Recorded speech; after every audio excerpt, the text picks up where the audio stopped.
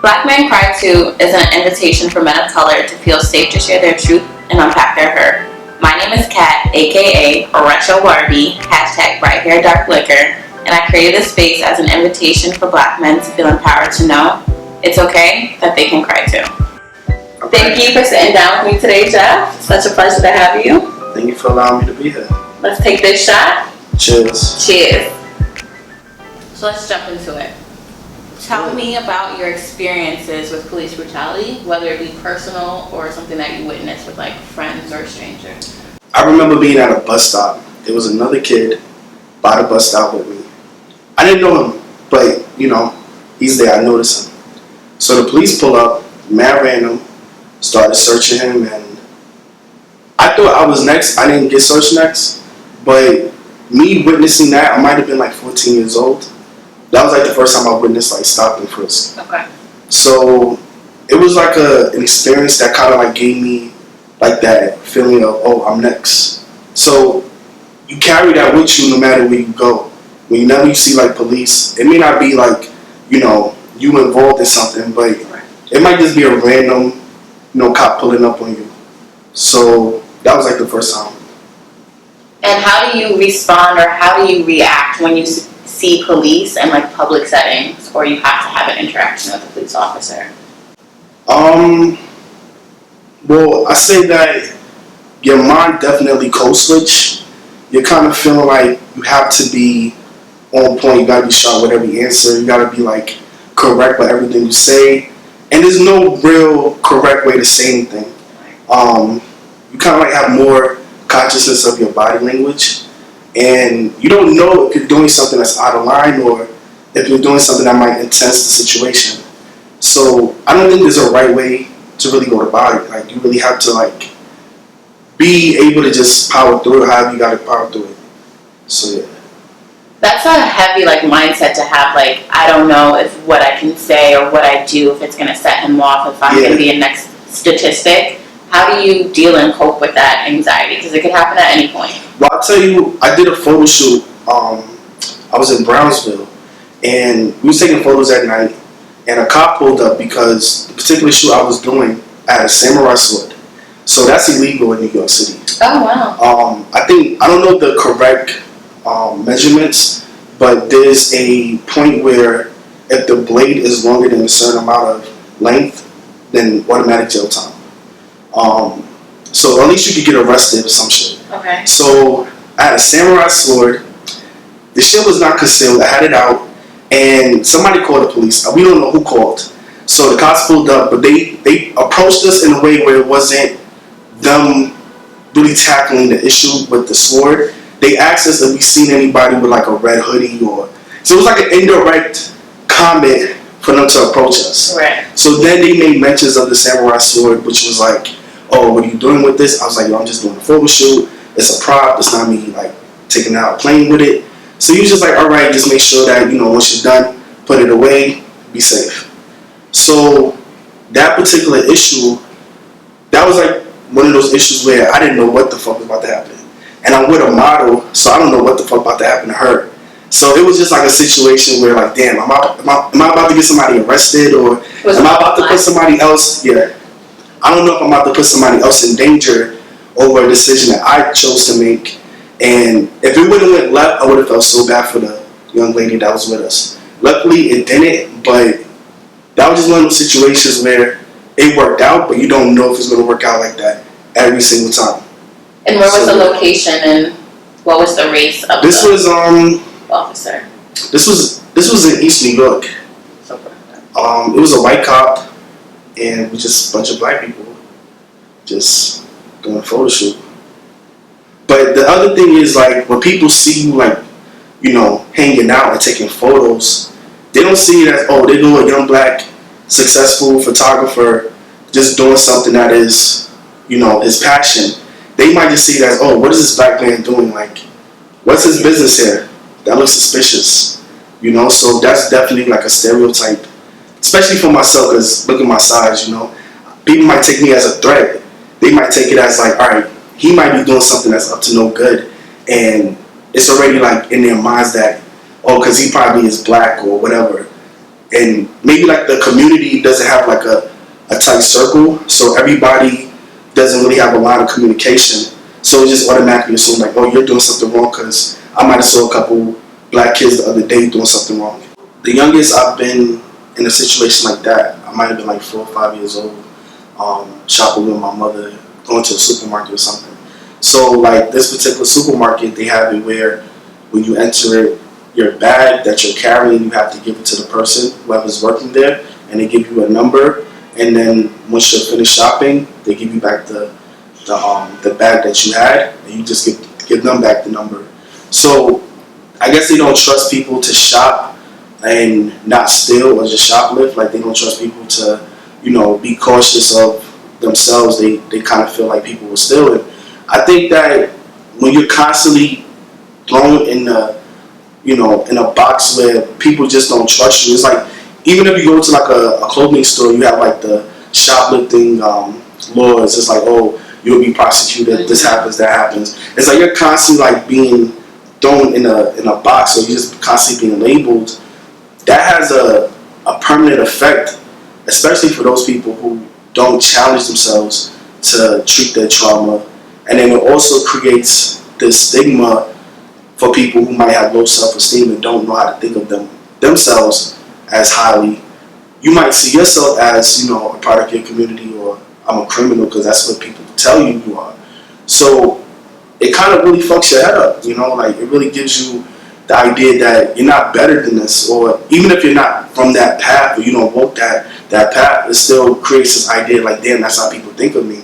So you're always subconscious of when you walk into a room, what are they thinking, It's a really crazy world we live in, so yeah.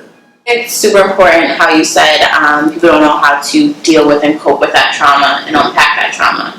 How do you unpack that trauma and cope with that trauma from the way that you're perceived? Well, I've been very lucky to have people in my life that don't reflect what the outside world thinks of them. My passion, which is photography, I'm constantly, going to different events, covering events. I have a lot of friends who are creatives.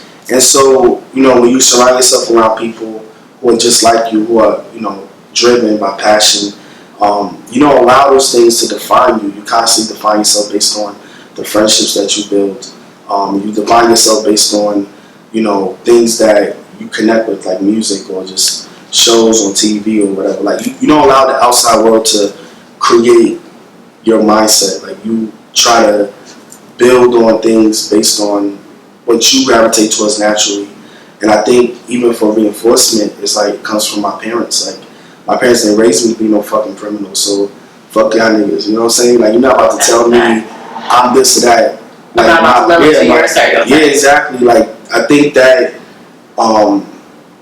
this is a race. Like all of this shit is a race. Like there has to be somebody in last place. There has to be somebody in first place. So it's like if that's the case, then how you gonna tell me like I'm that nigga to be last? Like I'm not taking that from you. You know what I'm saying? Like you can tell me about myself, but then there's culture that will tell you who I am.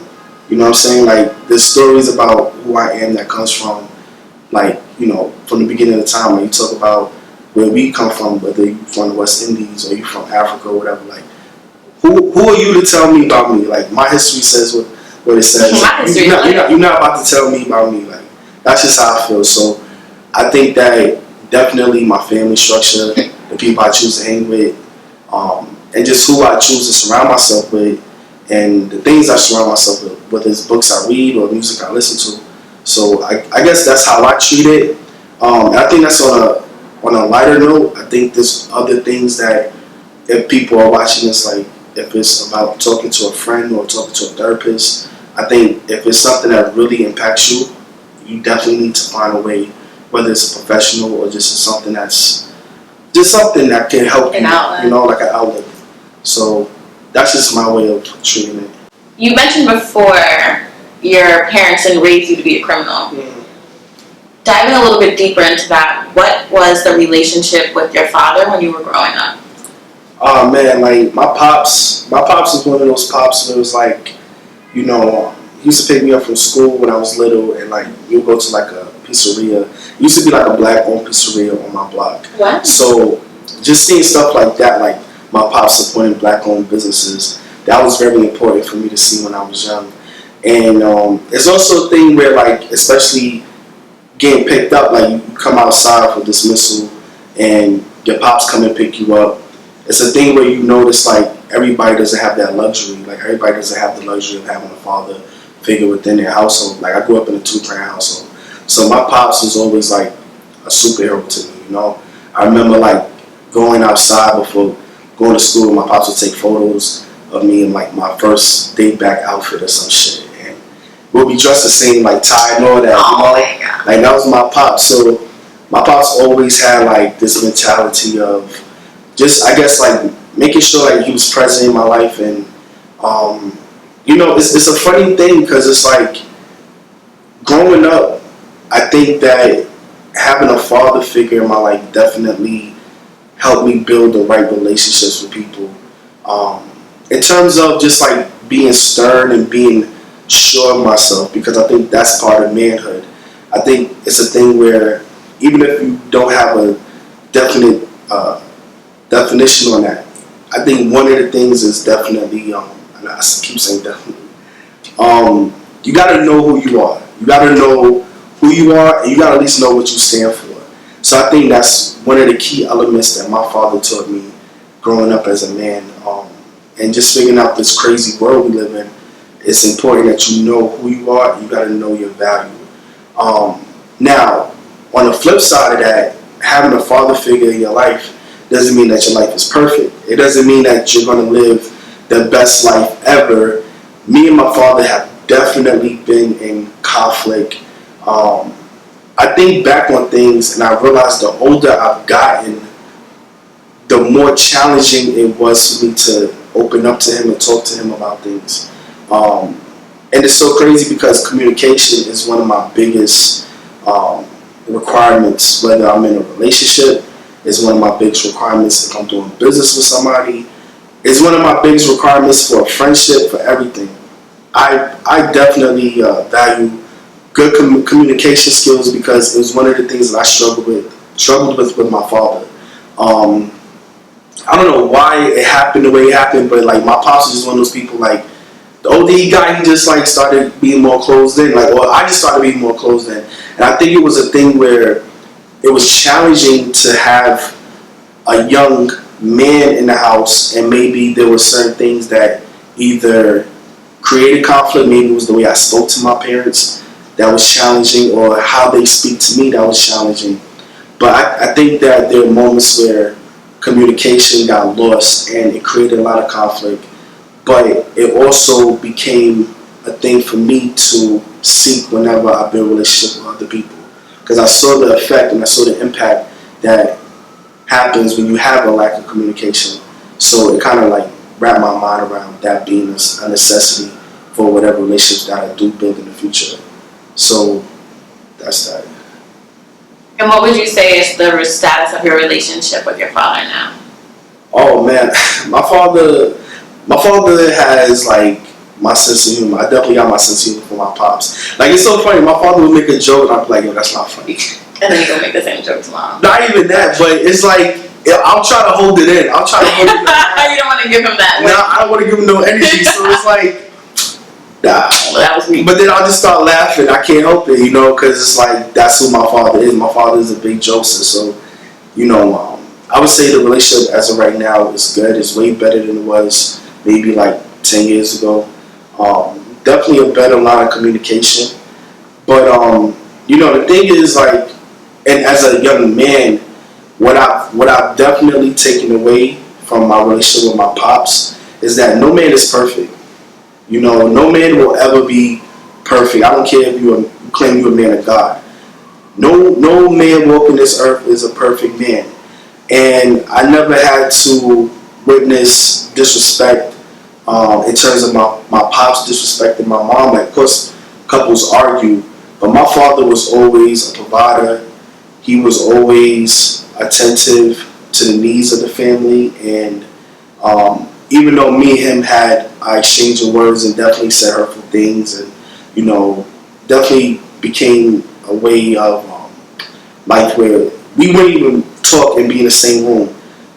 That was a reality for me. Even though I went through those things, I can say that my pops is, a great father regardless of whatever we've been through. I would never bash my father or hold things against him because I know that he was a big part of why I think the way I think, and he's definitely had an impact on my life. So things are good now. I would definitely say that. Shout out to Pop. Yeah, shout out to my father. So how does the impact of your relationship with your parents impact the way you treat women or the way that you approach and handle relationships? If I'm talking with a girl and we get to a serious situation, there's been definitely moments where I gotta step back and go, yo, is this shit toxic? Is this shit like healthy for me right now? Am I going through a situation with a girl and she's gonna think like I'm ruining her life or vice versa? Like I might feel like I'm not developing, because you take on a lot of habits that your partner has when you're in a relationship. You take on the good things that they bring to the table. You bring things as well, and then you take on the bad things they bring to the table, and the things that you bring to the table as well also carries over to her. So I gotta be mindful of how I speak, how I talk, and the things I do, because I don't ever want to create trauma for somebody else. I don't ever want to, be in a position where somebody left a relationship worse than when they came in. I don't want to be the cause of that. And I think that as far as healthy relationships go, like, even though we do say communication is important, it's one of the hardest things to master, because we live in a technology-based world, and just the smallest misconception can cause, a rift in your relationship. So I think as far as growing up, I've definitely taken a lot of, what I've been through with my pops, and I just having so much women in my family. It's like I would never want somebody to disrespect my sister. I would never want somebody to disrespect my cousin. I would never want somebody to disrespect my mother. So I can't be that person out here causing disrespect to somebody else. And I try not to. We all fall short. Disrespect to whoever. It's to each his own. You never know what part you play in that. But I think for me, it's a thing where I try to at least do the right thing. So, yeah. Hashtag correctly, do the right thing. Yeah. Your mother, your father is your first line of communication.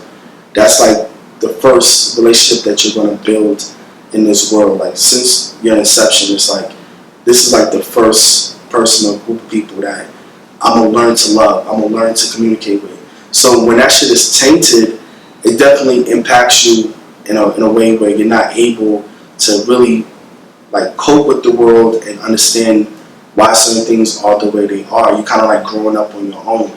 So it creates a mentality that you're figuring things out for yourself. So you're moving too fast. You're becoming more independent. You're becoming more, sustainable on yourself to figure things out. And that could be kind of scary.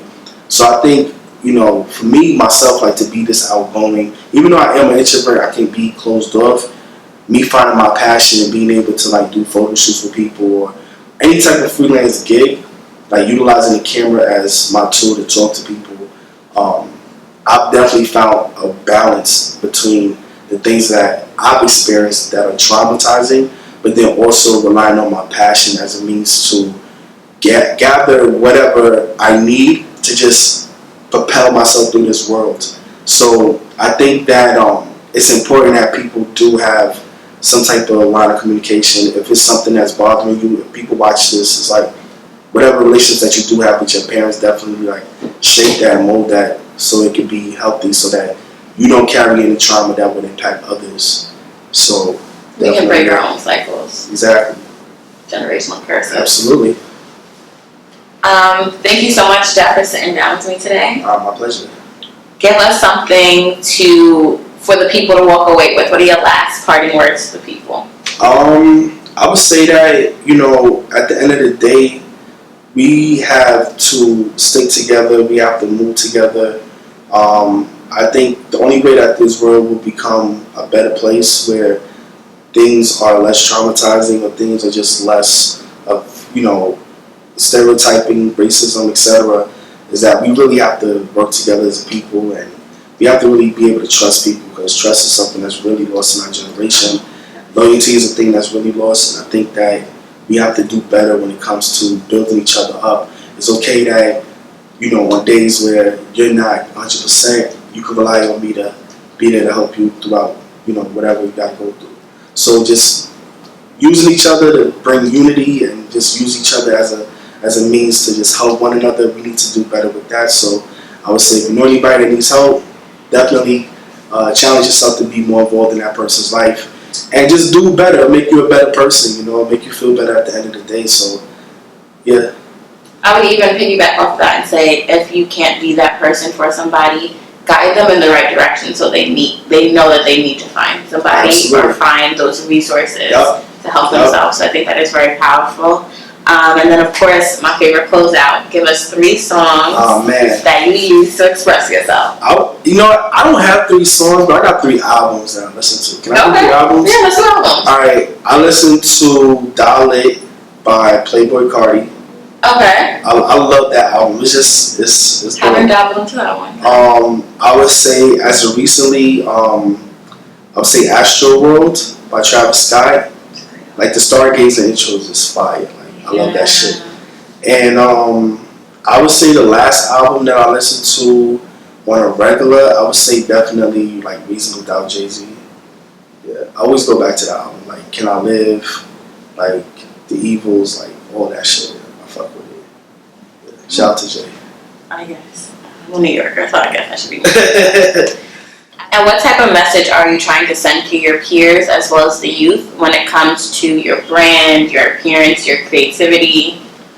Well, first and foremost, like, I definitely pride myself on my ability to create and do creative things well. I really don't care for people to, think of me, whether I'm a dope photographer or whatever the case is, like, however you think of me.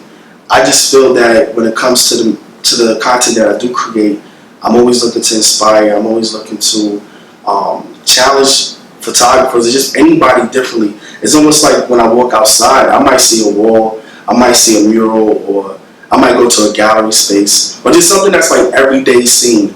And I want to challenge how we can see that differently. I want to bring new perspectives to the table. So I think that's my job whenever I'm out creating and I choose to shoot at a place that's public and it's common. It's like, I just did a photo shoot, and the way you look at the photo now, you're going to go back to that same spot that you always pass, and it's like, damn, like, I'm looking at it different because he did it this way, So I think when it comes to my brand, I'm always challenging perspective. I'm always challenging how we see things, and I always want to, like, reinvent the wheel. So that's me. And I want to say that I thank you for that, because since working with you, we've done a few shoots together. I've definitely will drive by and be like, yo, drop the location real quick. Like, I think you should do some work right here. I've actually had a lot of people like that I've shot previously, when they do whatever they do throughout their daily day. They'll see something and they'll text me like, yo, we need to do something here. So that's always dope, because if I could challenge you to think differently, then I did my job. So yeah. As always, you can follow us on Instagram at BlackMenCryToo, TOO, and follow the hashtag to become part of the conversation. Hashtag BlackMenCryToo, TOO. And we out here. Hey.